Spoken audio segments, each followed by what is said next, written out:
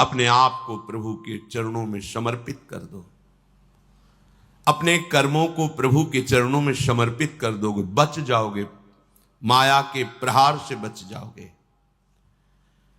प्रभु कहते हैं जो शुभ शास्त्र के विधान के अनुसार कर्म किया गया और अशुभ जो शास्त्र के प्रतिकूल आचरण बन गया है वो भी सब मैं संभाल लूंगा, तुम केवल मेरी शरण में हो जाओ, तुम्हें नहीं भोगना पड़ेगा। भगवान कह रहे हैं। अगर बुद्धि ही खराब है तो भगवान की बात समझ में कैसे आएगी। कितना बढ़िया कृपा करके भगवान हमें उपदेश कर रहे हैं। अगर शास्त्र प्रतिकूल भी आचरण हो गए तो तू चिंता मत कर, मेरी शरण में आ जा। अनंत माताओं जैसा दुलार लेकर प्रभु, पर अपने लोग ऐसे मूढ़ हैं, ऐसी मलिन बुद्धि है कि इस बात को हम समझते ही नहीं। मैं कर लूंगा, मैं सुखी हो जाऊंगा, मैं अभी तक ये किया है आगे भी ऐसा करूंगा। व्यर्थ का अभिमान पतन का मार्ग पुष्ट करता है। श्री भगवान कह रहे हैं जो मुझे भाव से बसते हैं मैं पक्षपात ले लेता हूं उनका, ये खास बात है। बस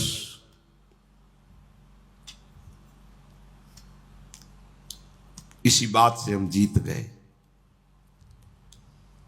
अगर केवल हिसाब हो तो हम कभी भगवत प्राप्ति नहीं कर सकते कि तुम जो करोगे वही तुम्हें मिलेगा, तो हम कभी भगवत प्राप्ति के लायक ही नहीं हो सकते।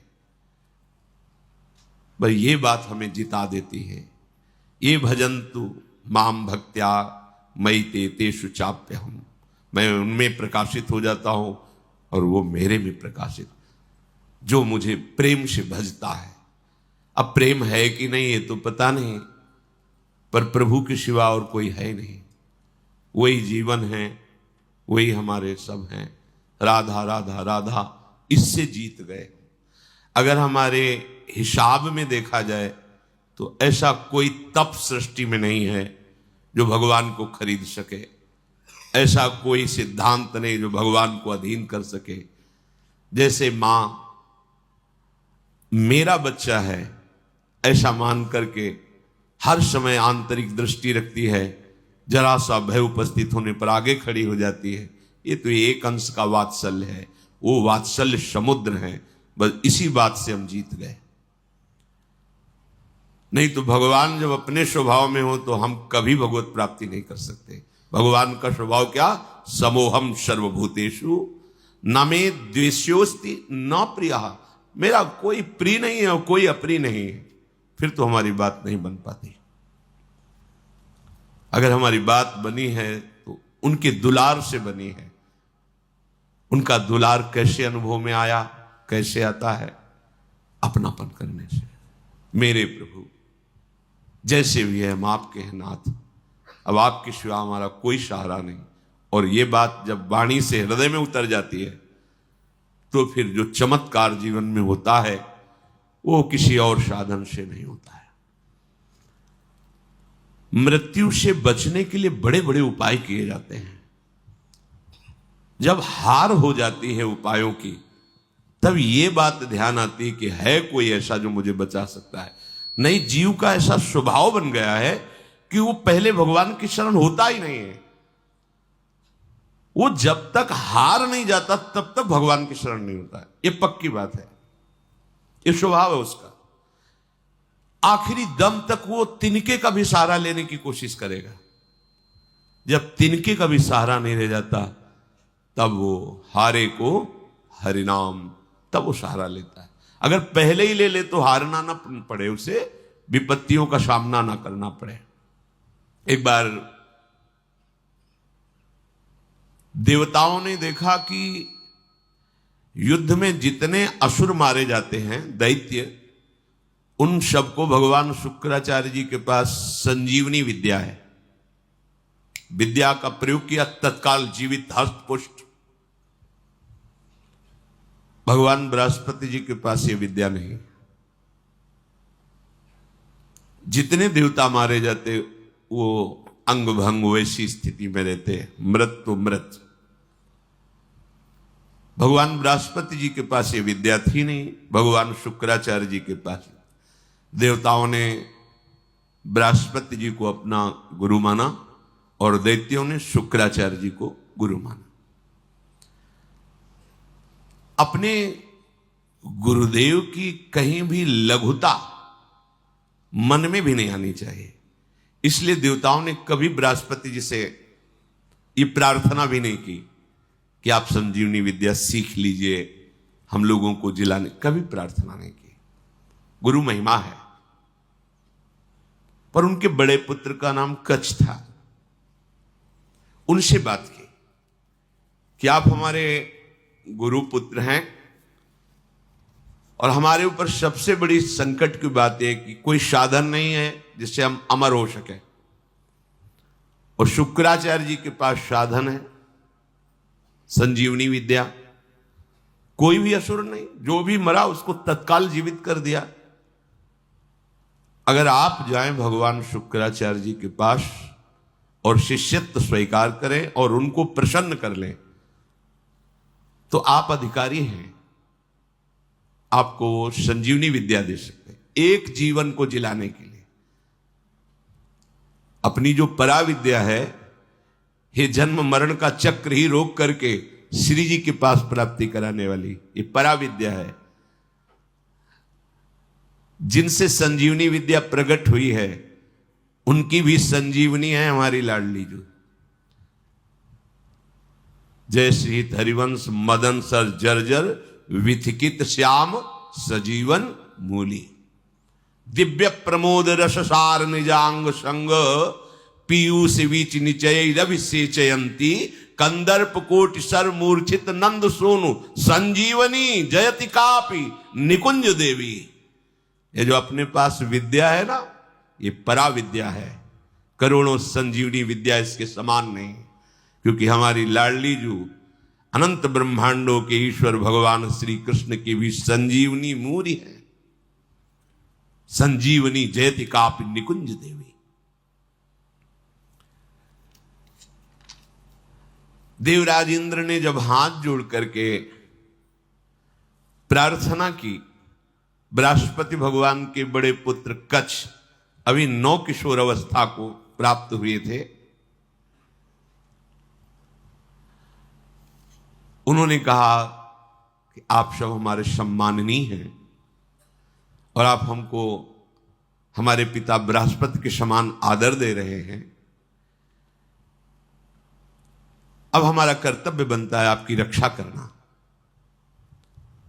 हम जा रहे हैं, पर बड़ा संकटपूर्ण कार्य है, क्योंकि कोई भी दैत्य बर्दाश्त नहीं करेगा। हो सकता है मेरी मृत्यु भी हो जाए, पर आपके हित के लिए मैं मृत्यु का भी वरण कर लूंगा। जो संत स्वभाव के होते हैं उनका प्रभाव यही होता है कि वो अपनी हानि करके दूसरे का परम लाभ करना निश्चित करते हैं, और जो अशंत स्वभाव के होते हैं वो दूसरे की हानि करके अपना लाभ सोचते हैं। कच्छ ने सब देवताओं को आश्वासन दिया, अगर जीवित रहा तो संजीवनी विद्या लेके ही आऊंगा, और ना जीवित रहा तो फिर बात अलग है।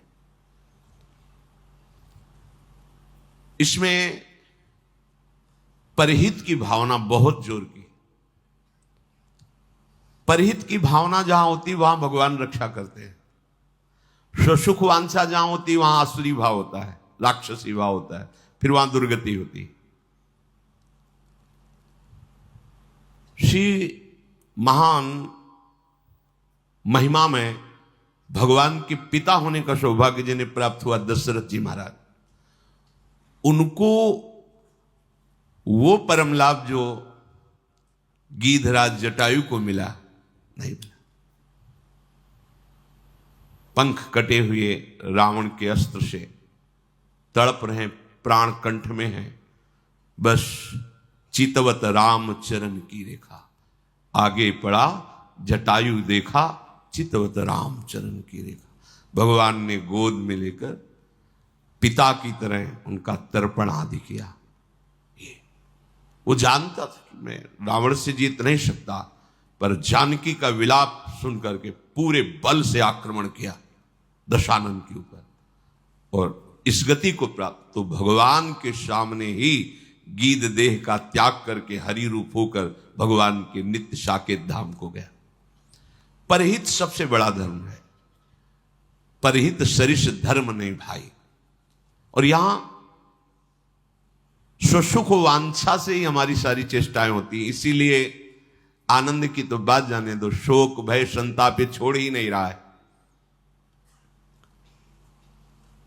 कच्छ जी दैत्यों की सभा में विराजमान भगवान शुक्राचार्य जी के पास गए, उन्हें प्रणाम किया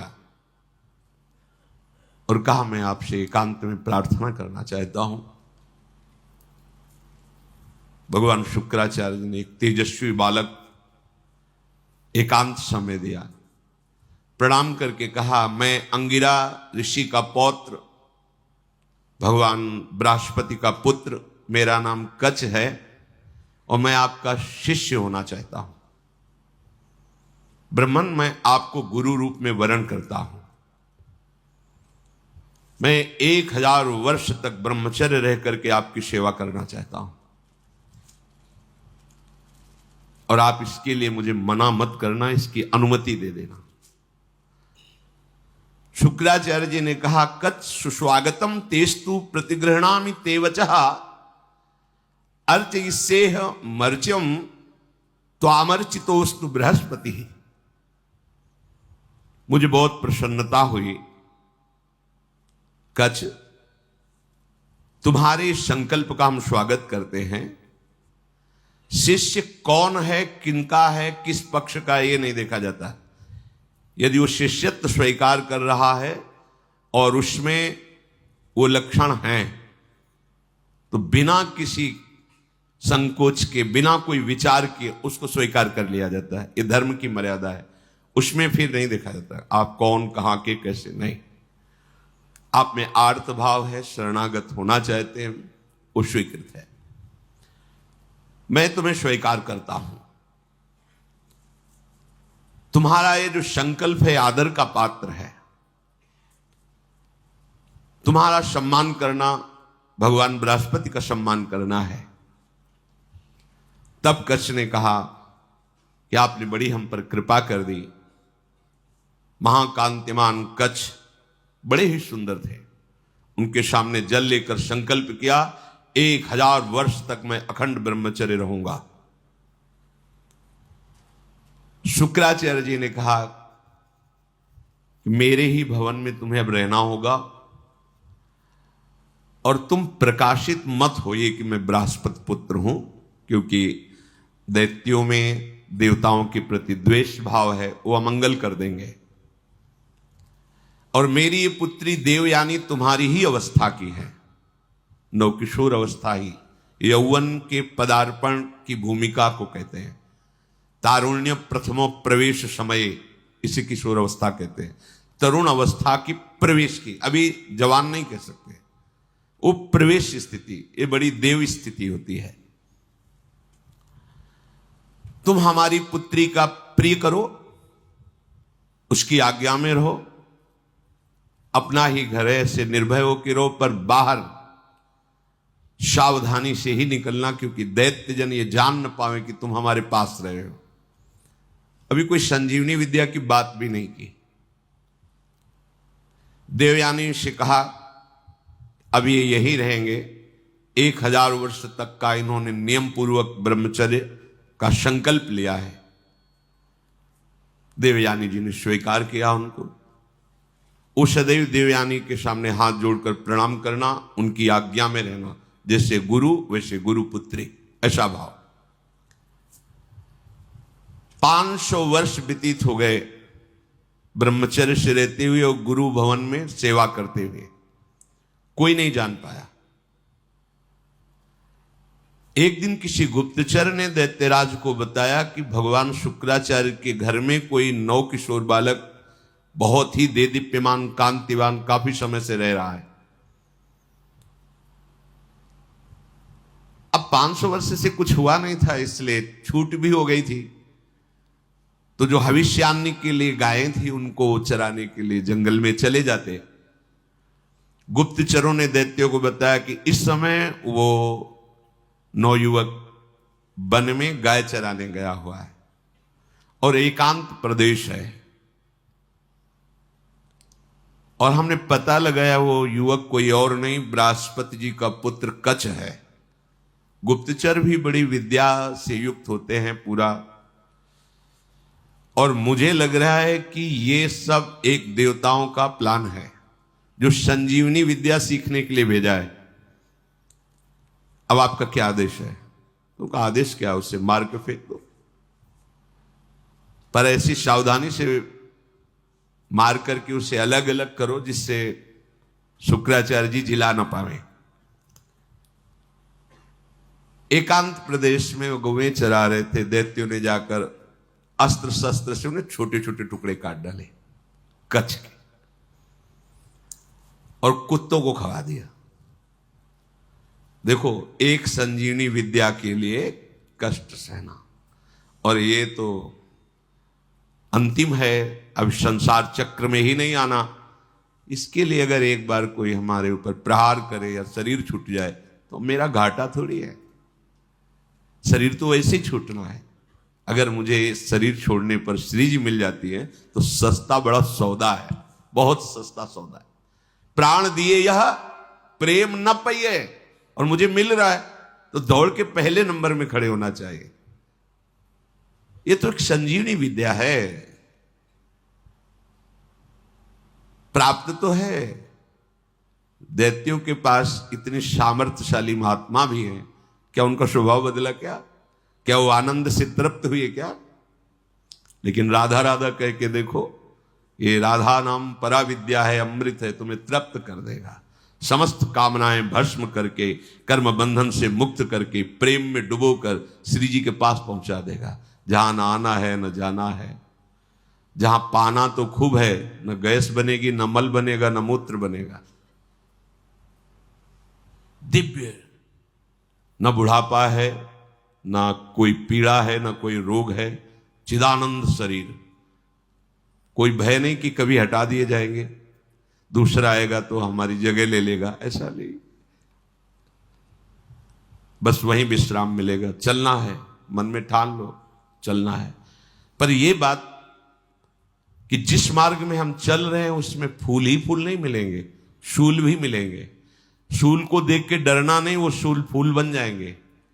पर आप सोचो कि अब हम तो भजन में चले तो सब जयमाला पहनावे हमें और हमें प्रणाम करें, नमस्कार करें, तो भूल जाना जब आप अच्छी चढ़ाई पर चढ़ रहे होंगे तो पैर पकड़ के घसीटने वाले हजारों दौड़ पड़ेंगे, पर आपको रुकना नहीं है। बल आपका श्री जी है, इसलिए कोई घसीट नहीं सकता, पर विघ्न बाधाएं आपको घेर लेंगी। किसी उत्तम वस्तु की प्राप्ति के लिए बहुत उसे छुपा के रखा जाता है, बड़े विघ्न रखे जाते हैं जिसे कोई अधिकारी ही प्राप्त कर पावे। उनको मार दिया कच्छ को, उनके शरीर के टुकड़े टुकड़े करके कुत्तों को खवा दिया। अब उस दिन गौएं बिना रक्षक के वापस आ गई। देवयानी जी ने देखा कि कच्छ तो आए नहीं, गौएं लौट आई। उन्होंने शुक्राचार्य जी से कहा कि भगवान, आपने अग्निहोत्र कर लिया, सूर्यदेव अस्ताचल को चले गए, गौएं वापस आ गई, पर कच्छ वापस नहीं आया। मेरा हृदय भयभीत हो रहा है, कच्छ के साथ कुछ अमंगल हुआ। मैं सत्य कहती हूं, मेरा हृदय कभी झूठ इशारे नहीं करता। मेरे हृदय में आ रहा है कि शायद अब कच्छ जीवित नहीं है। भगवान शुक्राचार्य जी ने ध्यान देकर देखा, बोले तो ये तो गजब हो गया, कच्छ को काट करके कुत्तों को खवा दिया दैत्यों ने। ठीक है, संजीवनी विद्या का प्रयोग किया, हर कुत्ते के पेट से फट फट करके मांस एकत्रित हुआ, कच्छ जिंदा हो गए। ये संजीवनी विद्या, विद्या का बड़ा प्रभाव होता है। इलवल और वातापी नाम के दैत्य थे ना, इसी विद्या को जानते थे, और उनको संतों से द्वेष था। जो आसुरी स्वभाव के होते, संत उनका भी मंगल करते, पर उनका द्वेष होता है, उनको सताने में अच्छा लगता है। जो सीधे धर्मात्मा संत भगवत मार्ग के पथिक, उनको संकट में डालना, उनको तड़पाना, उनको मारना, इससे उनको अच्छा लगता है। जो दैत्य राक्षसी स्वभाव के जन होते हैं, भला संत किसी से क्यों ऐसा द्वेष करेंगे कि किसी को कष्ट हो। पर देखो ना, पूज्यपाद उड़िया बाबा को काट डाला गड़ासे से, भरी स्वभाव में से फव्वारे जैसे निकलते ना, ऐसे खून के फव्वारे निकले। ये दैत्य स्वभाव बड़ा ही कड़ुआ स्वभाव है। इलवल क्या करता कि साधारण वेश में जाता और जंगल में जितने भी ऋषि मुनि आश्रमों में सबको निमंत्रण देता, हमारे आज हो भाग्य, आप हमारी कुटिया में पधारिए, और एक साधारण धर्मात्मा का वेश रखता। अब संत वायु पीने वाले, जल पीने वाले, पत्ता खाने वाले, कंदमूल फल खाने वाले, चलो भगवान की इच्छा से कोई निमंत्रण करने आया है, पा लेते हैं। वो अपने भाई वातापी को मार करके वो ऐसे मिलाता कि कोई जान न पाता भोजन में। जरा जरा सब सैकड़ों ऋषियों की पंगति लगाई, सब प्रसाद पा के खड़े हुए, ताओ विद्या का प्रयोग करता, संजीवनी विद्या। वातापी फड़ाक फड़ाक सबके पेट भट जाते और वो एकत्रित हो गए। हाँ भैया, बोले हो गए, 100 मरे, 500 मरे, उनको सुख मिलता है। अब ऋषियों की संख्या कम होने लगी तो भगवान अगस्त्य जी से कहा, जो समुद्र को पी गए थे, कि ऋषियों पर बड़ा संकट है, वो अलग अलग भेष बदल कर आता है, निमंत्रण करता है और अपने भाई को मार करके ऐसे मिला देता है कोई जान ही नहीं पाता, और जब ऋषि पा लेते हैं तो विद्या का प्रयोग करता है और सबको मार देता है, वो जीवित हो जाता है वातापी। बोले सब निमंत्रण स्वीकार करो। अगस्त जी बिना निमंत्रण के पहुंच गए, आगे बैठे। बोले भैया, थोड़ा हम सबसे ज्यादा पाते हैं, तो पहली पंगत में मैं आगे बैठा हूं, पहले मैं पालूं फिर दूसरे को परोसा जाए। ऋषि तैयार हो ना? सब ऋषियों ने कहा हाँ। अगस्त जी ने कहा पहले मुझे परो। उसने वही प्रक्रिया की, अपने भाई वातापी को मार करे से पूरा चाट चाट के सब पा गए अगस्त जी। पाने के बाद आचमन किया, खड़े हुए तो उसने मंत्र संजीवनी विद्या पढ़ी और कहा वातापी, जे भी पुकारा सो अधो वायु ढर से निकाली। बोले गया तुम्हारा वातापी। अगस्त जी थे जो समुद्र को पी गए, समुद्र, अगाध समुद्र को पी गए। अधो वायु लिख बोले गया तुम्हारा वातापी। तुम साधारण सी सब पच गया, जितनी देर पाया उतने में हमारी जठराग्नि ने पचा करके हजम हो गया, खत्म तुम्हारा वातापी। कोई विद्या काम नहीं करती ब्रह्म विद्या के आगे, भगवत विद्या के आगे। भगवान बृहस्पति जी ने जो ही ध्यान किया, देखा कि वो तो कुत्तों के पेट में है, संजीवनी विद्या का प्रयोग किया, कुत्तों के पेट फटे और कच्छ जो है मांस जुड़ के पूरा जीवित होकर सामने आ गया। देखते ही देवयानी ने पूछा लौटने में विलंब क्यों कर दिया? तो उन्होंने कहा कि देवी, मैं समिधा, कुश और काष्ठ गुरु सेवा के लिए ला रहा था, तो एक वृक्ष के नीचे रुका, गौएं भी हमारे साथ थी। वहां कुछ असुरों ने मुझे घेर लिया और पूछा तुम कौन हो? तो मैंने बता दिया मेरा नाम कच्छ, मैं बृहस्पति का पुत्र हूं और भगवान शुक्राचार्य हमारे गुरु हैं, उनकी सेवा के लिए मैं सामग्री ले जा रहा हूं। तो उन्होंने मुझे मार दिया और मार करके कुत्तों को खवा दिया। मेरी स्मृति कभी भंग नहीं होती क्योंकि मैं अखंड ब्रह्मचारी हूं। ब्रह्मचर्य में बहुत बड़ी सामर्थ्य है जिसका महत्व तो आज नहीं समझा जा रहा है। अगर आपका शरीर स्वस्थ है, किसी औषधियों का सेवन नहीं हो रहा है संसारिक, और आप ब्रह्मचारी हैं, एक बार श्लोक पढ़ लीजिए, वो पूरा टेप हो जाएगा। दोबारा कोई बात सुननी नहीं पड़ती, एक बात सुन लिया पूरा दिमाग में बैठ जाएगा। भारी से भारी मेहनत करने पर कभी थकावट नहीं होगी। 2-4 दिन नींद ना आवे तो आपको परेशानी नहीं होगी, क्योंकि बहुत शीतलता, बहुत धैर्य, गंभीरता, ये सब ब्रह्मचर्य प्रकट कर देता है, तभी उपासना परिपक्व होती है। अब ब्रह्मचर्य नहीं तो स्मरण ही नहीं है, ना प्रभु का स्मरण है, ना अपने लक्ष्य का स्मरण है। जिधर जो प्रवाह हुआ उसी में बहते डोल रहे हैं। शरीर इतने क्षीण हो रहे हैं वासना के कारण कि कुछ भी प्रकृति की मार झेलने लायक ही नहीं रह गए। देखो ब्रह्मचर्य का प्रभाव। कच्छ कह रहे मुझे पूरा स्मरण है, मेरी स्मृति कभी भंग नहीं होती। जब हमारे गुरुदेव ने संजीवनी विद्या का प्रयोग किया तो फिर मैं जीवित होकर तुम्हारे सामने उपस्थित हूं। कच्छ ने जब अपने मारे जाने की बात कही तो देवयानी बड़ी सावधान हो गई कि कच्छ को अब गाय चराने नहीं भेजना। दैत्यों को तो पता था कि हमने मारकर खवा दिया। अब तो एक दिन सेवा के लिए कुछ पुष्प की आवश्यकता हुई तो देवयानी ने कहा पास के ही जंगल से पुष्प ले आइए। दैत्य दूर से निगरानी रखते थे, उन्होंने देखा कच्छ तो जिंदा है, जाकर के सोचा कच्छ जिंदा है, बोले वापस फूल लेके न जाने पावे, अब की क्या करें? बोले मारो, मार के जलाओ, जला के राख जो है समुद्र में बहा दो।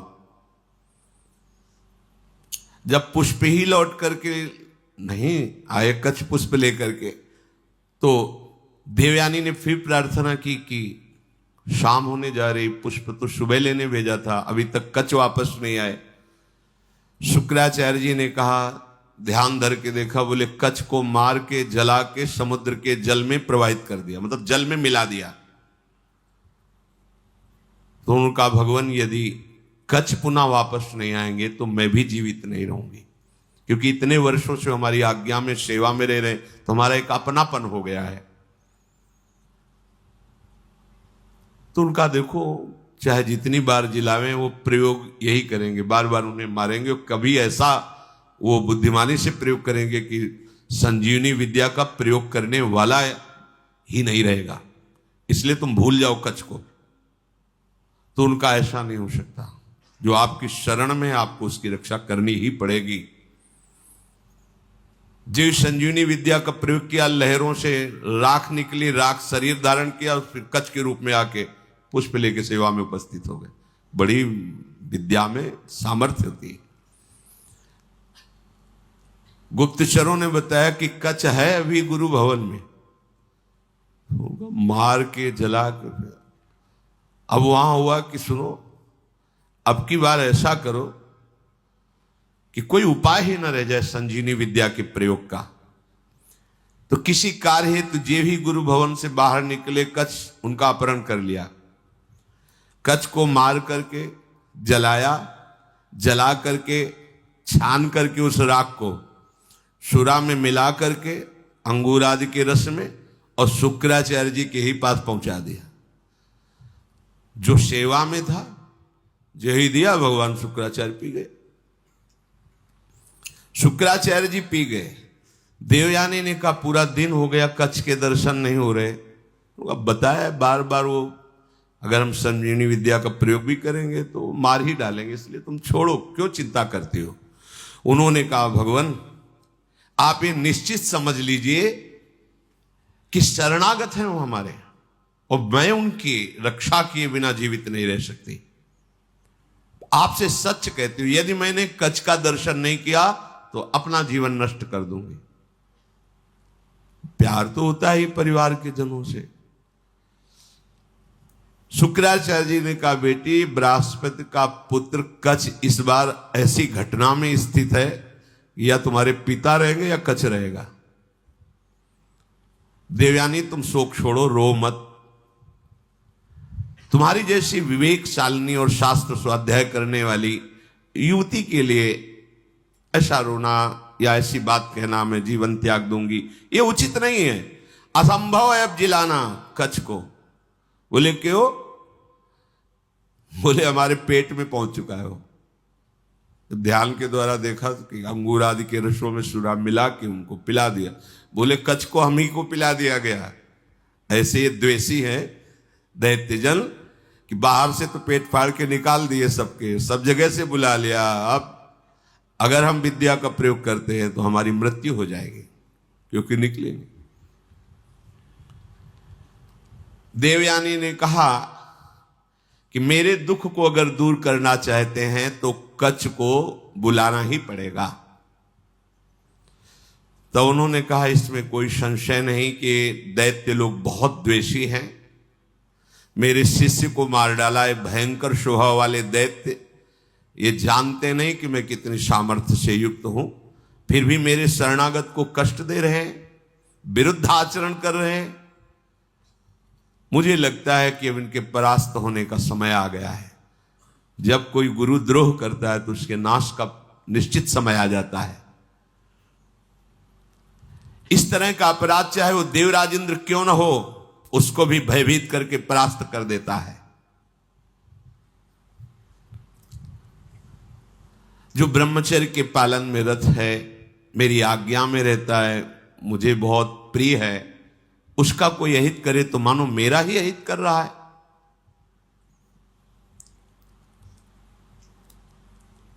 गुरु ने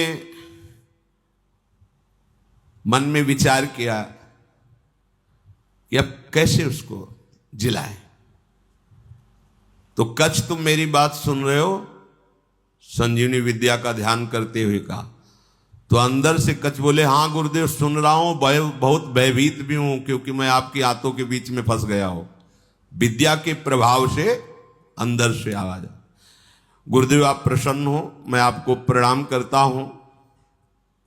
जैसे पुत्र का पिता पर और पिता का पुत्र पर स्नेह होता है, उसी प्रकार हमारा आपके प्रति और आपका हमारे प्रति स्नेह है।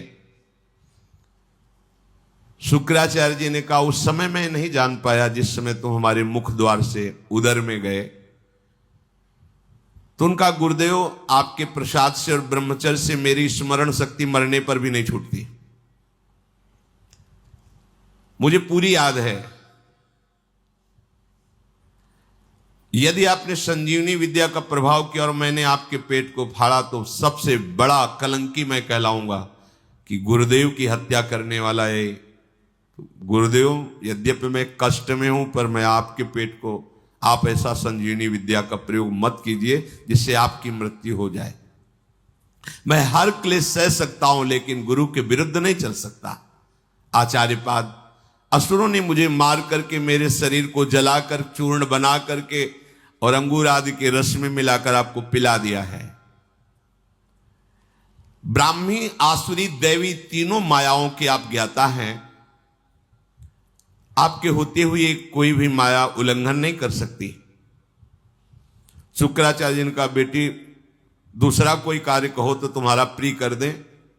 अब कच्छ को बचा पाना बड़ा कठिन है, थोड़ी देर में मेरी आते कच्छ को पचा लेंगे।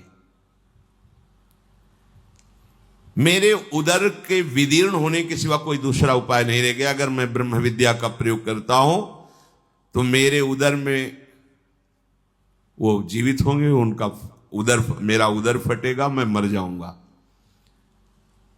देवयानी जी ने कहा, पिताजी कच्छ का नाश नहीं होना चाहिए, क्योंकि आपका शरणागत शिष्य है और आपका वध होना ये मैं देख नहीं सकती, सह नहीं सकती। आप बड़े प्रवीण हैं, दोनों के बीच का रास्ता निकालिए। शुक्राचार्य जी ने कहा, बृहस्पति के पुत्र कच्छ, तुम हमारी बात सुन रहे हो? देवयानी तुम पे प्रसन्न है और मैं भी तुम्हारा हित करना चाहता हूं, इसलिए तुम सुनो, मैं तुम्हें मृत संजीवनी विद्या देता हूं। आए भी इसीलिए थे, आज तक नहीं कहा था। गुरु की शरण जिस भाव से हुआ जाता है, बिना मांगे वो बात पूरी हो जाती है, यदि आपकी निष्ठा और भावना है। देखो, ऐसी परिस्थिति दैत्यों ने प्रकट की विपरीत, लेकिन वही विपरीतता इनके लिए अनुकूलता का स्वरूप हो गई। शुक्राचार्य जी ने कहा, तुम सुनो, मैं तुम्हें संजीवनी विद्या का उपदेश करता हूं। संजीवनी विद्या का उपदेश किया और कहा, जब मैं अपने ऊपर प्रयोग करूंगा तो तुम बाहर निकलना, मेरा पेट फाड़ के तो मेरी मृत्यु हो जाएगी, फिर तुम संजीवनी विद्या का प्रयोग मेरे ऊपर करना जिससे मैं जीवित हो जाऊंगा। मेरे शरीर से जीवित निकलकर तुम मेरे वास्तविक पुत्र बन जाओगे, क्योंकि मेरे उदर में रहे तुम। गुरु से विद्या प्राप्त करके सामर्थ्यशाली होने पर भी शिष्य को सदैव गुरु के प्रति दोष दृष्टि से रहित धर्मयुक्त दासता का भाव ही रखना चाहिए। तो भगवान शुक्राचार्य से संजीवनी विद्या प्राप्त करके उन्होंने कहा हाँ प्रभु मेरी स्मरण में आ गई संजीवनी विद्या। जे ही प्रयोग किया संजीवनी, शुक्राचार्य जी का पेट फटा और कच्छ बाहर निकले। बड़ा ही तेजस्वी स्वरूप संजीवनी विद्या प्राप्त करने के बाद और हो गया कच्छ का, मानो मूर्तिमान वेद रूप धारण करके आ गए हो। शुक्राचार्य गुरुदेव को भूमि में मृत पड़ा देख करके उन्होंने अपनी गुरु विद्या संजीवनी का प्रयोग किया। जे ही प्रयोग किया ते ही उठ खड़े हुए भगवान शुक्राचार्य, साष्टांग प्रणाम किया। गुरुदेव मैं विद्या से शून्य था, उस दशा में आपने मेरा पालन पोषण किया और अत्यंत दुर्लभ मृत संजीवनी विद्या दी, जो अमृत धारा है। कोई भी महात्मा ऐसा कैसे हो सकता है कि अपने ऐसे उपकार करने वाले गुरुदेव को कभी भी दुखी कर सके।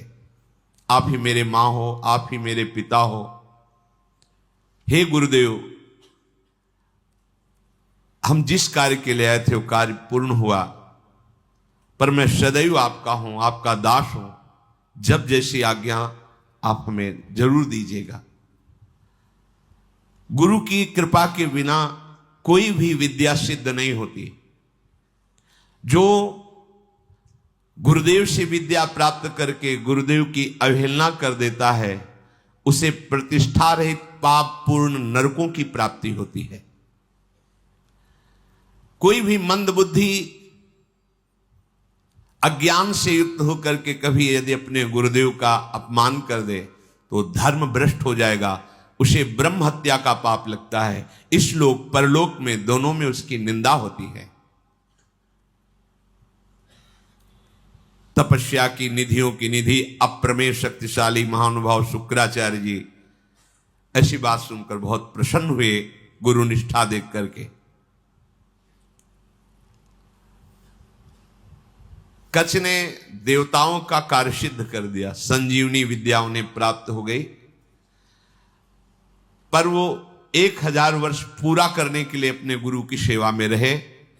फिर प्रणाम किया और कहा अब मुझे अपने घर जाने की अनुमति दीजिए। जब कच्छ का व्रत पूरा हो गया, गुरु ने उनको जाने की आज्ञा की, तो देवयानी ने कहा हमारी सेवा में रहे हो, मेरी आज्ञा के बिना कैसे जा सकते हो? आप उत्तम कुल विद्या तपस्या इंद्रिय संयम से सुशोभित हो रहे हो। महायशस्वी महर्षि अंगिरा जिस प्रकार मेरे पिताजी के लिए माननीय है, उसी प्रकार आपके पिता बृहस्पति मेरे लिए आदरणीय और पूजनीय है। तपोधन, अब मैं जो बात कर रही हूं उस पर ध्यान दीजिए। आपका ब्रह्मचर्य व्रत 1000 वर्ष का था, समाप्त हुआ, और मैंने आपको अंदर से वर्ण किया है कि तुम हमारे पाणी ग्रहण भाव को स्वीकार करके पति बनो। मंत्रोच्चारण पूर्वक विधि पूर्वक मेरे पिता के सामने मेरा पाणी ग्रहण करो। मैंने अंदर से ये भाव किया है। कच्छ ने कहा अब दोबारा ऐसा शब्द उच्चारण मत कर देना। देवयानी, तुम्हारे पिता भगवान शुक्राचार्य मेरे भी पिता हैं, क्योंकि मैं उनके उदर में रह चुका हूं। क्या कभी भाई अपनी बहन के प्रति ऐसा भाव कर सकता है? तुम हमारी परम पूजनीय हो, ऐसे शब्द उच्चारण मत करना। वैसे गुरुपुत्री हो, और ऐसे भी मैं शुक्राचार्य के उदर में रह चुका हूं। महात्मा भार्गव को तुम प्राणों से भी अधिक प्यारी हो। गुरुपुत्री होने के कारण मेरी परम पूजनीय बहन हो तुम। ऐसे शब्द उच्चारण मत करो। देवयानी, जैसे मेरे गुरुदेव तुम्हारे पिता शुक्राचार्य सदा मेरे माननीय है, बिल्कुल उसी तरह मैं गुरुदेव की तरह तुम्हारा सम्मान करता हूं, तुम्हारी आज्ञा में रहा हूं। ऐसी बात मैं सुनना भी नहीं चाहता। देवयानी ने कहा मैं आपका सम्मान करती हूं, आपकी भावना का, लेकिन जब से आप आए हैं और आज तक मैंने आपकी प्राणों की रक्षा की। मेरे ही कारण आप जीवित हो, मेरे ही कारण तुम्हें संजीवनी विद्या मिली। मैं हठ ना करती, तुम हमारे पिता के हाथों में ही पच जाते। इसलिए तुम्हारा जीवन मेरा दिया हुआ जीवन है। इसलिए सौहार्द के साथ मैं कहती हूं कि मैं उत्तम भक्ति के द्वारा तुम्हारी आराधना करूंगी। तुम धर्म के ज्ञाता हो, मेरे प्रति ऐसा भाव त्याग दो और मेरा पाणी ग्रहण स्वीकार करो। कच्छ ने कहा, उत्तम व्रत का आचरण करने वाली देवयानी, मैं तुम्हारी इस आज्ञा का कदापि पालन नहीं कर सकता। तुम्हें प्रसन्न होना चाहिए मेरे ऊपर। मैं तुम्हें गुरु से भी बढ़कर पूज्य दृष्टि से सदैव देखा हूं। मेरे हृदय में कभी तुम्हारे प्रति ऐसा भाव नहीं आया। मैं तुम्हारी ये बात नहीं सुन सकता। तुम मेरी बहन थी, बहन हो और बहन ही रहोगी, ये मेरा दृढ़ निश्चय है। अब मैं तुम्हारा आशीर्वाद चाहता हूं, मुझे आशीर्वाद दो और मैं अपने देवलोक को जाता हूं। तुम्हारा मंगल हो, ऐसा कहकर के प्रणाम किया कच्छ ने। यद्यपि धर्म से युक्त कच्छ की वाणी थी, देवयानी को गुस्सा आ गया। उनका, हमारी बात को ठुकरा रहे हो तो मैं श्राप देती हूं। जिस कार्य के लिए तुमने कठोर तपस्या की, यहां आए, संजीवनी विद्या सीखी, तुम्हारी संजीवनी विद्या निष्फल हो जाए। यह है, मिलते मिलते भी बात बिगड़ जाती, लेकिन हरि शरणम में बात नहीं बिगड़ती। ध्यान रखना, निमिषहु ना अकृपा जब चितये तब ऐसे। ये सब इतिहास इसीलिए तुम्हें सुना रहे हैं कि हमारे भगवान की शरणागति कितनी मीठी मृदु है। घोर अपराध बन जाने पर भी भगवान कभी त्यागते नहीं। इतना कई बार मरना पड़ा जिस संजीवनी विद्या के लिए, उसी का शाप मिल गया, निष्फल हो जाए। अब तो होश उड़ गए। जिसके लिए इतना श्रम हो, निष्फल। देवयानी, ये तुमने धर्मयुक्त कार्य नहीं किया। तुम गुरुपुत्री हो, गुरुपुत्री समझकर तुम्हें क्षमा करता रहा जब तुम बार बार पाणी ग्रहण की बात करती रही। मैंने आज तक कभी तुम्हें दोष दृष्टि से नहीं देखा, और तुम कामना से युक्त होने के कारण हमें शाप दे दिया। इसलिए मैं तुम्हें आज शाप देता हूं। आज के बाद कोई भी ब्रह्म ऋषि कुमार तुम्हारा पाणी ग्रहण ही नहीं करेगा। ये सामर्थ्य होती है, जो नियम से चलते हैं, भजन करते हैं, उनमें सामर्थ्य होती है। उनके वचन कभी मिथ्या नहीं होते। 5 वर्ष के बालक हैं श्रृंगी ऋषि, चक्रवर्ती सम्राट महामहिम परम भागवत परीक्षित जी। जे ही श्रृंगी ऋषि स्नान कर रहे थे, बालकों ने आके कहा, तुम्हारे पिता के गले में मरा हुआ सांप महाराज परीक्षित ने डाल दिया है। कहा, उपहास? मेरे समाधिस्थ पिता का उपहास? ये इतना उच्छृंखलता कैसे आ गई? ये तो महाभागवत थे, ऐसा कैसे? इसका मतलब ये समझते हैं कि इनके ऊपर कोई शासन करने वाला नहीं। जल उठाया और कहा, इनको पता नहीं कि ऋषि बालकों में अपनी तपस्या का इतना बड़ा बल है कि हम देवराज इंद्र को भी शाप दे सकते हैं। ये क्या है? मैं शाप देता हूं, आज के 7वें दिन विशाल काय तक्षक सर्प डसेगा और इस राजा की मृत्यु हो जाएगी। अमोघ, कोई नहीं काट पाया। 5 वर्ष के बालक श्रृंगी ऋषि। तुमने काम के वशीभूत होकर के मेरी विद्या को निष्फल होने का शाप दे दिया, तो तुम्हारा पाणी ग्रहण संस्कार की जो भावना है, कोई भी ब्रह्म ऋषि कुमार तुम्हारा वरण नहीं करेगा। ये मेरा शाप है। गई विद्या, गई। देखा कितना श्रम और हाथ क्या लगा। अब देवताओं को भारी समस्या का फिर कोई उपाय नहीं। अब जब कोई उपाय नहीं होता, तब एक उपाय जागृत होता है, हरि शरणम।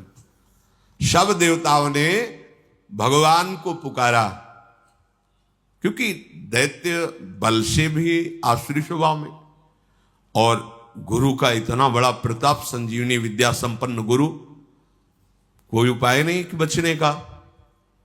प्रार्थना ब्रह्मा जी से की। ब्रह्मा जी, भगवान शंकर शव देवता सुमेरु पर्वत जो 4 लाख योजन का है, वहां एकत्रित हुए और भगवान की सबने प्रार्थना की, स्तुति की। जो स्तुति की श्री भगवान सामने प्रकट हो गए। आर्त भाव की हुई स्तुति तत्काल अनुभव कराती कि भगवान हमारी बात सुन रहे हैं।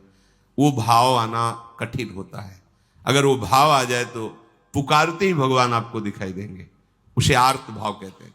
जैसे गजेंद्र ने आर्त भाव में पुकारा, द्रौपदी जी ने आर्त भाव, एक क्षण भी नहीं लगा भगवान उपस्थित हो। ऐसे समस्त देवता, भगवान ब्रह्मा शंकर आदि ने जब आर्त भाव से भगवान को पुकारा कि एकमात्र भगवान श्री हरि ही अब हमारी रक्षा कर सकते हैं, वही उपाय कर सकते हैं।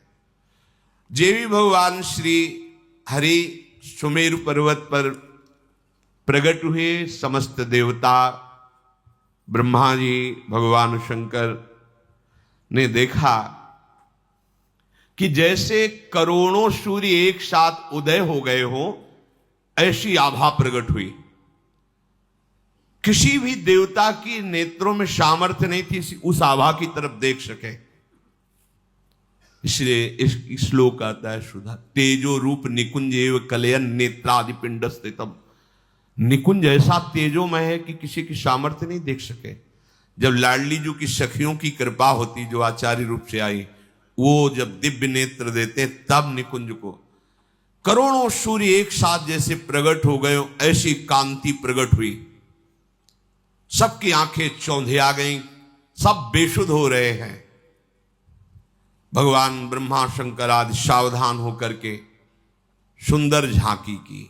उस तेज के बीच में मरकतमणि पन्ने के समान स्वच्छ श्यामल शरीर, जैसे कमल के भीतरी भाग के समान सुकुमार नेत्र, लाल लाल डोरियां, चमकता हुआ करोड़ों बिजलियों की कांति वाला पीतांबर, सर्वांग सुंदर श्याम शरीर, रोम रोम से सुंदरता फूट पड़ रही है।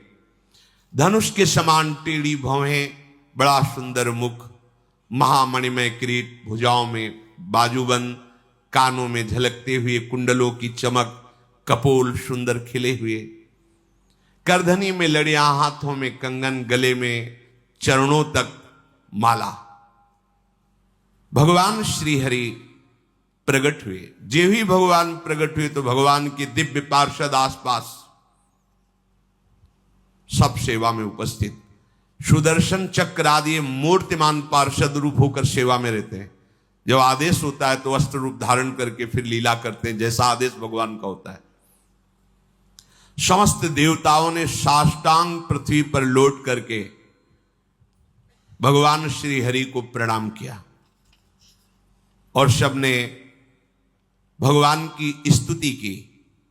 अजात जन्म स्थिति संयमाया गुणाय, निर्वाण सुखार्णवाय, अणुरणिम्ने परिगण्य धाम्ने, महानुभावाय नमो नमस्ते। संपूर्ण सृष्टि का प्रादुर्भाव, स्थिति और प्रलय ये आपसे ही होती है, पर आप इससे संबंध नहीं रखते। होती आपसे ही है पर आप इससे संबंध नहीं रखते। जैसे चुंबक के आकर्षण से लोहा जो जड़ है वो चलायमान होता है, पर चुंबक की कोई इच्छा नहीं होती, उसका स्वाभाविक ऐसा आकर्षण है कि उसमें हलचल पैदा हो जाती है। ऐसे ही श्री भगवान की सामर्थ्य से सृष्टि का सृजन, पालन, लय होता रहता। भगवान निर्लेप है, निर्विकार है, प्राकृत गुणों से रहित एवं मोक्ष स्वरूप परमानंद के महान समुद्र, सूक्ष्म से भी सूक्ष्म और महान से भी महान, हे परमेश्वरशाली प्रभु श्री हरि, हम आपको बार बार नमस्कार करते हैं। समस्त देवताओं ने भगवान की स्तुति की और कहा, प्रभु आप ही हमारे रक्षक हैं। जब कोई विशेष संकट पड़ता है तब आप हमारी रक्षा करते हैं।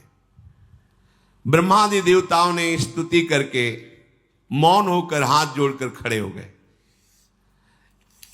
यह स्वभाव है क्या जब हार जाता है तब याद आती भगवान की। ये सबका स्वभाव, पहले ही भगवान की याद कर लो।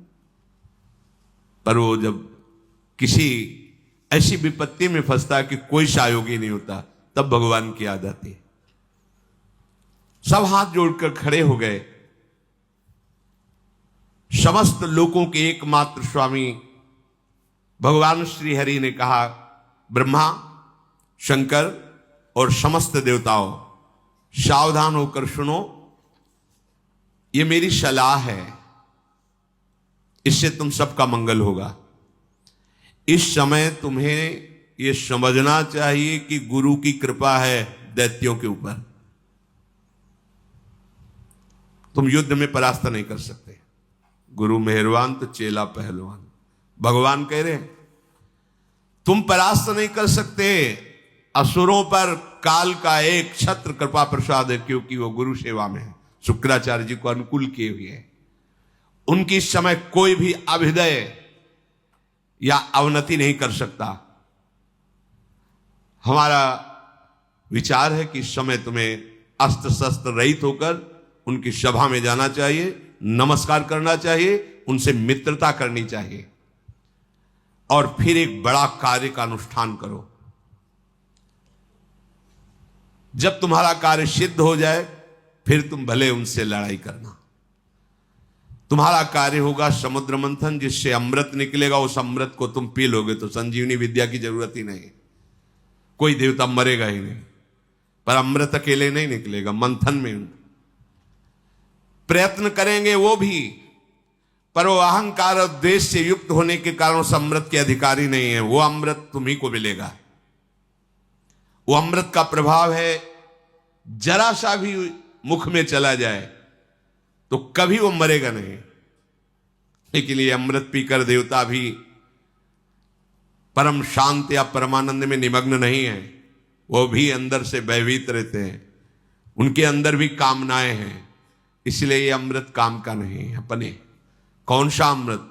अपने लिए काम का। राधा नाम सुधा रसम, सुधा माने होता है अमृत, अमृत रस राधा राधा राधा, जहां पूर्ण निर्भयता, किसी से द्वेष ही नहीं। हरिवंश नाम लीन जे अजात शत्रु ते सदा। व्यवस्था मैं करूंगा, मंदराचल की मथानी होगी, वासुकी नाग की नेति होगी, समुद्र का मंथन करने की पूरी व्यवस्था मैं करूंगा। आलस्य प्रमाद छोड़कर विश्वास करो और जाओ, हाथ जोड़ो, प्रणाम करो दैत्यों को और उनको मिलाओ, अपने मित्र बनाओ और फिर ये बताओ कि दोनों मिलकर समुद्र मंथन करें और उसमें से अमृत निकलेगा और हम सब पान कर लेंगे। वो राजी हो जाएं। बिल्कुल क्रोध मत करना और जो कुछ भी निकले मेरे इशारे के बिना तुम स्वीकार करने की चेष्टा मत करना। देवताओं को आदेश देकर भगवान श्री हरि उन्हीं के बीच में अंतर्धान हो गए। उनके चले जाने पर ब्रह्मा शंकर ने उस दिशा को नमस्कार किया जिधर भगवान अंतर्धान हुए। देवराज इंद्र, वायु देवता, अग्नि देवता, बड़े बड़े लोकपाल ईश्वर कोटि के जो देवता हैं, ये कोई अस्त्र नहीं, कोई शस्त्र नहीं, सर झुकाए हुए दैत्यों की सभा में प्रवेश। बड़े बड़े सेनापति, दैत्यों के उद्भट, देवताओं को परास्त करने की सामर्थ्य रखने वाले, अपने अपने अस्त्र संभाल लिए। और उनमें हुआ कि जब अस्त्र नहीं लिए और सर झुका के, अरे इसका मतलब ये युद्ध के लिए नहीं,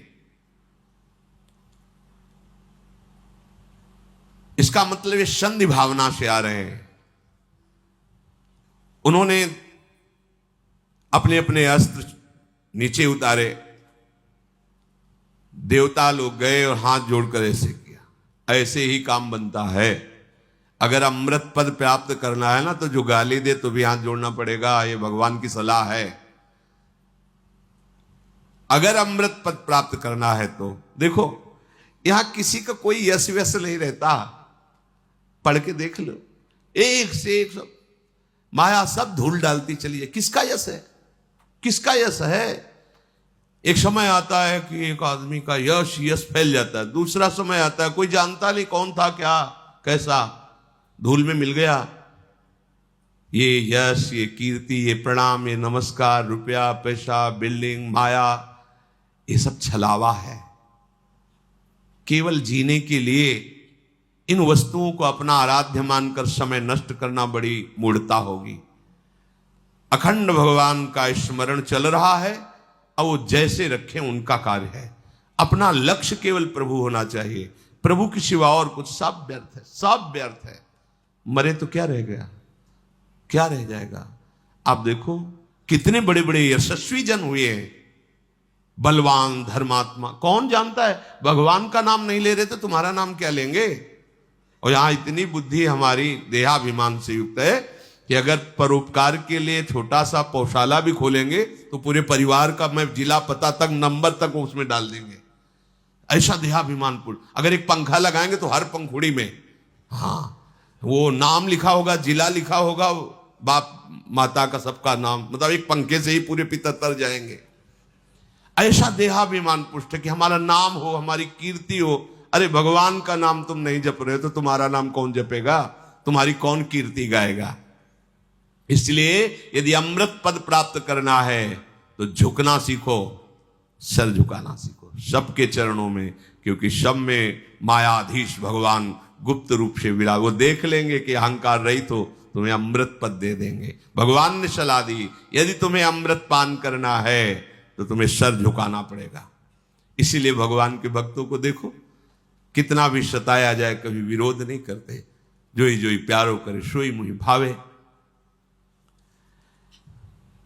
समस्त संपत्तियों से सेवित, असुर सेनापतियों से सुरक्षित उस सभा में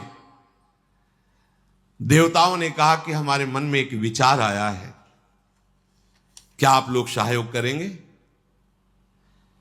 हम दोनों मिलकर के यदि समुद्र मंथन करें और उससे अमृत निकलेगा, पक्का निकलेगा, हमें विश्वास है क्योंकि भगवान ने बताया था। अगर आपको जचे तो आप स्वीकृति दे दो तो उपाय किया जाए अमृत मंथन का। तो वहां शंबर, अरिष्ट नेमी, त्रिपुर निवासी बड़े बड़े बलवान दैत्य बैठे थे। उन्होंने कहा अमृत मिल जाएगा तब तो सब बढ़िया बात बन गई। अब इसमें समझौता की क्या बात है, हम सब एक ही है, चलो समुद्र मंथन प्रारंभ करते हैं। सबने मंथन के लिए स्वीकृति दे दी, समुद्र मंथन के लिए। भगवान ने बताया था कि मंदराचल की मथानी होगी, 11,000 योजन ऊपर, 11,000 नीचे। एक योजन का मतलब 4 कोस, 11,000 का मतलब 11 का मतलब 44,000 कोस, 44,000 कोस ऊंचे। और नीचे मूल जड़ भी 11,000 उखाड़ के लाना है समुद्र के समीप, और इसकी मथानी बनानी है। मंथन किसका हो रहा है, समुद्र का। अब बड़े बड़े बलवान देवता दैत्य मंदराचल को ललकारते हुए, गरजते हुए उखाड़ तो लिया, पर फिर संभाल नहीं पाए तो सैकड़ों देवता और दैत्य चटनी बन गए, इतना बड़ा पहाड़। अब देवताओं ने भगवान का स्मरण किया कि प्रभु शुरुआत से अमंगल शुरू हो गया, और डर गए सब कि अब ये तो घटना इतनी घट गई, इसी में हजारों देवता दैत्य पिस गए तो कैसे काम चलेगा। भगवान जिनकी पंखों से सामवेद उच्चारण होता है, उन गरुण जी के ऊपर विराजमान मंद मंद मुस्कुराते हुए आए, जो देवता दानों चकनाचूर हो चुके थे। किसी के कंधे टूट गए थे, किसी का हाथ टूट गया, किसी के कमर टूट गई, कोई मर गया। भगवान गरुड़ पर बैठे हुए ही अमृतमयी दृष्टि से देखा, सब स्वस्थ, सब जीवित। कर तुम अकर तुम अन्यथा कर तुम। ऑपरेशन नहीं करना पड़ा हड्डियों का, औषधि नहीं लगानी पड़ी। समझो भगवान बिना औषधि के भी, सारी औषधियों में सामर्थ्य उन्हीं के है। अगर कोई औषधि काम कर रही है तो भगवान की ही सामर्थ्य है। वो आपको, आपके मन को, आपके हृदय को परम शीतल कर देंगे। इसलिए सब औषधियों की औषधि हरिनाम है, विश्वास करो। अमृतमयी दृष्टि से सबको स्वस्थ और जीवित कर दिया। इसके बाद गरुड़ जी को आदेश किया, गरुड़ जी थोड़ा नीचे उतरे, ऐसे ही जैसे कोई कमल का फूल पकड़े, ऐसे भगवान ने मंदराचल को उठाया, गरुड़ जी के एक पंखे पे रख लिया और कहा चलो समुद्र के किनारे सब, और समुद्र के तट पर जाकर मंदराचल को विराजमान किया। भगवान के आज्ञानुसार वासुकी नाग को बुलाया गया और कहा तुम्हें हम वचन देते हैं कि अमृत में तुम्हारा हिस्सा होगा, पर आपको नेति का काम करना पड़ेगा। वासुकी नागों के राजा है, हजारों फड़धारी, विशाल काय, वो भी आनंदित हुए और समुद्र मंथन में मंदराचल की नेति, वो रस्सी बनने का काम किया। अब उत्साह सहित मंदराचल को समुद्र में पधराया गया, ऊपर से वासुकी नाग की नेति बनी, समुद्र मंथन आरंभ किया गया। भगवान ने देवताओं को इशारा किया हमारे साथ आओ, वासुकी नाग के मुख को की तरफ असुर लोग हट गए, बोले हमको तुम इतना नीच समझते हो कि सांप की पूंछ पकड़ेंगे, नहीं होगा समुद्र मंथन। भगवान यही चाहते थे। भगवान ने कहा नहीं, आप अगर आपको ऐसा लगता है चलो सब पूंछ पे चलो, क्योंकि जब मंथन होगा तो भारी विषाग्नि निकलेगी वासुकी नाग के मुख से। असुर स्वभाव के जो होते हैं ना, उनको यही, अगर उनका मंगल भी चाहो ना तो उनको अमंगल ही अच्छा लगता है। उन्होंने कहा कोई हम ऐसे वैसे नहीं है कि हम सांप की पूंछ पकड़े, तुम आगे रहो हम पीछे, नहीं समुद्र में। भगवान ने कहा आइए आइए आइए पकड़िए, और देवता उसका काम बन गया, चलो पूंछ की तरफ चलो। अब देवताओं ने पूंछ की तरफ और असुर मुख की तरफ, लक्ष्य है अमृत प्राप्ति, समुद्र मंथन प्रारंभ किया। लेकिन जेव ही घुमाया तो मंदराचल धसने लगा। फिर भगवान से कदम कदम पर भगवान की जरूरत है भगवत प्राप्ति के लिए। चाहे जितने बड़े तपस्वी, साधना, ज्ञानी, बैरागी कोई भी हो, बिना भगवान के, चाहे उन्हें गुरुदेव भगवान बोलो चाहे भगवान बोलो, बात उनके बिना कृपा प्रसाद के, ये तो अमृत है सृष्टि का, वो तो ज्ञानामृत है, प्रेमामृत है, उसकी प्राप्ति कैसे हो सकती। सब कुछ ठीक, मंथन प्रारंभ, मंदराचल धसने लगा। अगाध समुद्र, भगवान का चिंतन किया, भगवान की प्रार्थना की कि प्रभु कृपा करके अब तो सहयोग करो, नहीं तो सब किया कराया। सबके मुंह में उदासी छा गई।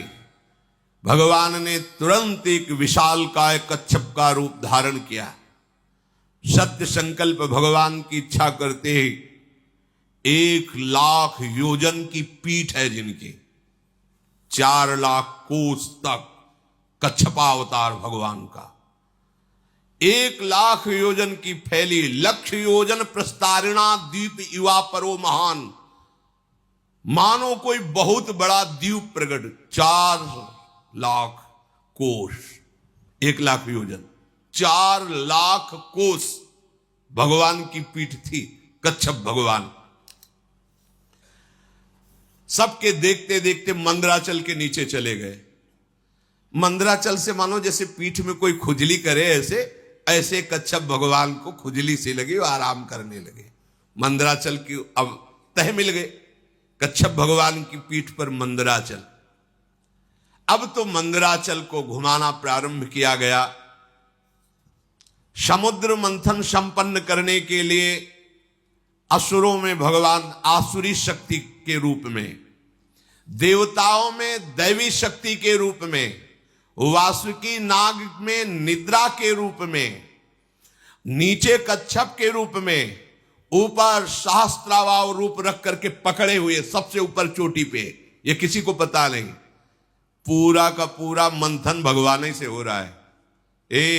इसीलिए कहते हैं अहंकार मत करो, साधना तुमसे नहीं, भगवान करा रहे हैं। बात को समझो।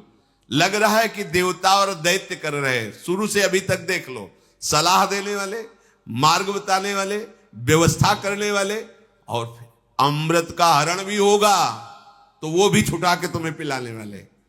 अगर भगवान श्री हरि का आश्रय नहीं लिए तो ये तो प्रकृति के मंथन से, प्राकृतिक ही तो है समुद्र, और यहां ज्ञान समुद्र के मंथन से प्रेमामृत का पान करना है।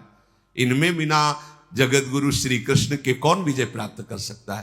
बोले इसमें गुरु की क्या आवश्यकता है? तो चल के देख लो, मिल ही जाए तो बता देना आके। आज तक किसी को मिला हो, इतिहास साक्षी हो तो बता देना। बिना गुरु का आश्रय लिए, और वो गुरु भगवान ही है। भगवान गुरु, गुरु भगवान। अब समुद्र मंथन बड़ी दृढ़ता से प्रारंभ हुआ। जेवी समुद्र मंथन प्रारंभ हुआ, वासुकी नाग के मुख से विष उगलना प्रारंभ। हाथ देवता सुरक्षित है पूंछ की तरफ, दैत्य झुलस रहे हैं, देवताओं की तरफ देख रहे हैं तो हल्की हल्की फुहारें आ रही शीतल। क्यों? भगवान के जिस पक्ष में है उनके पक्ष में हो ना, तो वहीं विष की ज्वाला और वहीं शीतल फुहारें। भगवान कह रहे समूहम सर्वभूतेषु, देखो समूहम, जो नीचे की पंक्ति में कहा जो मेरा भजन करता है, पक्षपात ले लेते हैं भगवान। क्षुब्ध हो गया समुद्र, भारी मंथन प्रारंभ हुआ, ऐसी विष के धुएं निकलने लगे, व्याकुलता बढ़ गई। भगवान ने तत्काल शीतल जल वर्षा का आदेश किया कि अगर ऐसा तो फिर कैसे समुद्र में, पग पग पर विघ्न है, भगवान न हो तो साधना सिद्ध ही नहीं हो सकती। भगवान की प्रेरणा से दिव्य बादल आकर के वर्षा करने लगे, शीतल सुगंधित वायु चलने लगी, सबकी जान में जान आया। अजित भगवान स्वयं मेघ के समान सांवला शरीर, पीतांबर धारण किए, कानों में मकराकृत कुंडल बिजली की तरह चमक रहे। विश्व विजयी भगवान देवताओं की तरफ खड़े होकर स्वयं मंथन कराने लगे। अब बड़े वेग से मंदराचल घुमाया जाने लगा, समुद्र में खलबली मच गई। समुद्र ने भी हाथ जोड़कर कहा कि महाराज मेरे तो प्राण ही चले जाएंगे। बोले तुम भी धैर्य रखो, सहो, तुमको भी अमृत का छींटा मिल जाएगा। अमृत के लोभ से देखो, और ये अमृत देवता पीकर भी किस सुख को प्राप्त कर रहे हैं, देख लो। ये नामामृत, लीला अमृत, इसके सामने कुछ नहीं। ब्रह्मा जी रोज प्रणाम करते हैं भगवान के भक्त को। ये भगवान की भक्ति के समान जो प्रेमामृत है, कहीं नहीं, कहीं नहीं। जो अमृत पिए हुए देवता, उनसे भी श्रेष्ठ मानव देह कहा गया है। देव दुर्लभ ही होनी कही गई। क्यों? क्योंकि इसमें तुम नामामृत का पान कर सकते हो, ज्ञानामृत का पान कर सकते हो, प्रेमामृत का पान कर सकते हो। अब तो जे ही मंथन शुरू हुआ तो हलाहल विष निकला। मंथन काय के लिए हो रहा है? अमृत के लिए।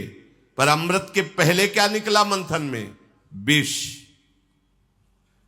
इस विष को केवल शिव पचा सकते हैं, शिव, दूसरा नहीं। क्या विष है? कहते जब पहले भजन नहीं करते थे बड़ी शांति लगती, जब से भजन शुरू किया गंदी गंदी बातें आ रही, काम आ रहा, क्रोध आ रहा। अब मंथन शुरू तो विष आएगा नहीं। शिव, तुम्हारा संबंध नहीं है अंतःकरण धर्म से, ये ज्ञान ही शिव है। बंदे बोधमयम नित्यम, बोध माने ज्ञान। जो ज्ञान स्वरूप है वही इस विष को पचा सकता है, नहीं पचाना मुश्किल है। हार जाओगे, भाग जाना पड़ेगा, आप टूट जाओगे। नहीं, ज्ञान के द्वारा, विवेक के द्वारा। अगर इस विष को न पचाया होता तो संतों ने अमृत पान न किया होता। हलाहल नामक इतना वो जहरीला कि उसके जो फूहे उड़ रहे थे, आसपास का सब वन भस्म हो गया। अब देवता दैत्य सब के प्राण व्याकुल हो गए केवल उसकी भाप से जो जहर निकला। भगवान ने कहा कि चलो सब कैलाशपति का स्मरण करो, देवाधिदेव महादेव भगवान शंकर ही बचा सकते हैं। भगवान सदाशिव को पुकारा, अंबा के साथ भगवान प्रकट हुए। ऋषि मुनि देवता दैत्य सब प्रणाम करके प्रार्थना कर रहे। तीनों लोकों का अभ्युदय और मोक्ष जिन ऋषियों ने संकल्प करके कि सबका मंगल हो, वो सब ऋषि भी आ गए और स्तुति करने लगे भगवान शंकर की। देव देव महादेव भूतात्मन भूत भावन त्राहिनः शरणापन्नास त्रैलोक्य दहनाद विषाद। हे देवताओं के भी आराध्य देव, देवाधिदेव महादेव, अब आप ही समस्त प्राणियों की रक्षा कर सकते हो। हम सब आपकी शरण में आए हैं। ये त्रिलोकी को भस्म कर देगा विष। अगर इस विष को नहीं पचाओगे तो स्थूल सूक्ष्म कारण तीनों इस विष से व्याप्त हो जाएंगे। जिस काम के लिए ये मंथन शुरू हुआ था साधना का, वो काम पूरा नहीं हो पाएगा। इस विष को पचाना ही होगा, शिव रूप होकर, जीव रूप होकर नहीं। देहाभिमानी जीव, अंतःकरण धर्म का दृष्टा शिव। अंतःकरण पर काम आदि का वेग आ रहा है, ना कि मेरे में। अगर ये ज्ञान नहीं रखोगे, हमारा मन ऐसा, हमारा मन ऐसा, ढो मन की सारी बातें, उसी में फंसे रहो। मन थोड़ी तुम हो, अंतःकरण में स्फुरित हो रहा, तुम उसको देख रहे हो। उसकी गंदी बातें मत स्वीकार करो, मत उसको सपोर्ट करो, जीत जाओगे। इस त्रिलोकी को भस्म करने वाले उग्र विष से आप हमारी रक्षा कीजिए। भगवान शंकर से जब स्तुति की समस्त लोकपालों ने, प्रजा का संकट देखकर अकारण करुणा करने वाले भगवान शंकर ने अपनी प्रिया अंबा सती जी से कहा, देवी देखो तो बड़ा संकट उपस्थित हुआ इनके ऊपर। यद्यपि लालसा थी अमृत की, और निकला पहले विष। और ये सिद्धांत भी है, यत तज्ञे विषम्यु तो परिणामे अमृतोपमम। ये विष जैसा लगता है, 2 बजे उठना और फिर दिनचर्या करना, ब्रह्मचर्य से रहना, भजन की भावना में डूबना, किसी से कोई भी व्यवहार नहीं, मनोरंजन नहीं, ये सब विष जैसा लगता है। इसका परिणाम अमृत होगा। अब मेरा कर्तव्य बनता है कि मैं इन्हें निर्भय कर दूं। सबकी रक्षा करना सामर्थ्यशालियों की सामर्थ्य का प्रयोग है। सज्जन पुरुष अपने क्षणभंगुर प्राणों की भी बलि देकर दूसरे की रक्षा करते हैं। देखो, कोई भी कार्य करने के पहले अपने अर्धांग से अनुमति लेना ही चाहिए। यहां प्रमाण दे रहे हैं जगत गुरु भगवान शिव, सती जी से कह रहे कि अब हमारे इनकी रक्षा करने आप आदेश कीजिए, आप सहमति दीजिए। उनके ऊपर कृपा करना ही है, और इस कृपा से मुझे पता है कि मुझे श्री हरि का प्रेम प्राप्त होगा, क्योंकि श्री हरि के ही द्वारा प्रेरित ये कार्य हो रहा है।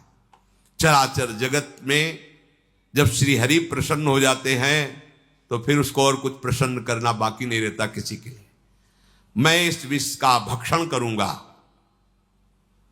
विश्व के दाता, जीवन दाता भगवान शंकर जब सती जी से ऐसा कहा तो सती देवी ने उस प्रस्ताव को पास किया। हाँ ठीक है भगवान, आप जगत अम्बा है ना, जगत मंगल के लिए, और अपने प्रभु का वो सामर्थ्य भी जानती है। भगवान ने उस विष को आकर्षण किया खप्पर में, पूरा विष, और भगवान शिव उस हथेली के पात्र में रखकर विष को पान कर गए। बड़ा प्रभावशाली था, इसलिए हृदय में नहीं जाने दिया, बाहर नहीं रहने दिया, ये गले में रोक लिया। हलाहल विष उसने प्रभाव दिखाया, पूरा कंठ श्याम वर्ण का हो गया। इसलिए भगवान शिव का एक नाम नीलकंठ भी है। जिस समय भगवान शिव वो विष पी रहे थे तो उससे एक छोटा सा एक विष की बूंद गिरी, उसी से जितनी जहरीली औषधियां, जहर और सर्प बिच्छू आदि जो जहरीले जंतु, उसी जहर से हुआ। अगर पूरा जहर होता तो क्या होता, सब भस्म हो जाता त्रिभुवन। भगवान शिव ने उसे गले में रोक लिया। फिर मंथन प्रारंभ हुआ, आगे की चर्चा है। ये समुद्र मंथन है। बिना हृदय मंथन किए भगवत प्राप्ति के अमृत पद को कोई प्राप्त नहीं करता। एक संजीवनी विद्या के लिए उन्होंने जीवन को दांव में लगा दिया। एक अमृत प्राप्ति के लिए जो लोकवत है, देखो कैसा, और आप भगवदामृत पान करने के लिए कितने मजबूत होने चाहिए। इससे किसी ने कुछ कह दिया, आप रो रहे हो, कोई थोड़ा विघ्न आ गया, भजन छूट गया, उदास बैठे हो, भगवान तुम्हारी क्या यही भगवत्ता है, एक सुख सुविधा दी थी वो छीन लिया, अब कोई हमारा नहीं रहा वो छीन, ये सब बहुत नीचे स्तर के। तुम बहादुर हो, ऐसे सूरवीर हो कि त्रिभुवन में तुम्हारे कोई कदम को लड़खड़ा न सके, रोक न सके भगवत प्राप्ति, क्योंकि शाहयोगी हमारे प्रभु हैं। देखो ना, समुद्र मंथन में अगर प्रभु ना हो तो प्रारंभ ही नहीं होता। ऐसे ही तुम्हारे भगवत प्राप्ति को अगर प्रभु स्वीकार न किए होते तो प्रारंभ ही नहीं होता। यही सर आवत अति कठिनाई, राम कृपा बिनु आई न जाई, गृह कारज नाना जंजाला, तेति दुर्गम शैल विशाला। बाढ़ पहाड़ जैसे हैं ये घर परिवार के मोह ममता, इसको जो लांघ कर तुम आए हो ना, तो हरि ने तुम्हें घसीटा है। वही अमृत पद तक सहयोग करते हैं और वही अमृत पद के रूप में मिलते हैं। इसलिए साधक को कहा जाता है कर्ता भाव छोड़ो। ये मत सोचो कि आप कुछ कर रहे हो, आपसे प्रभु करा रहे हैं। जैसे समुद्र मंथन में सब कुछ प्रभु कर रहे हैं।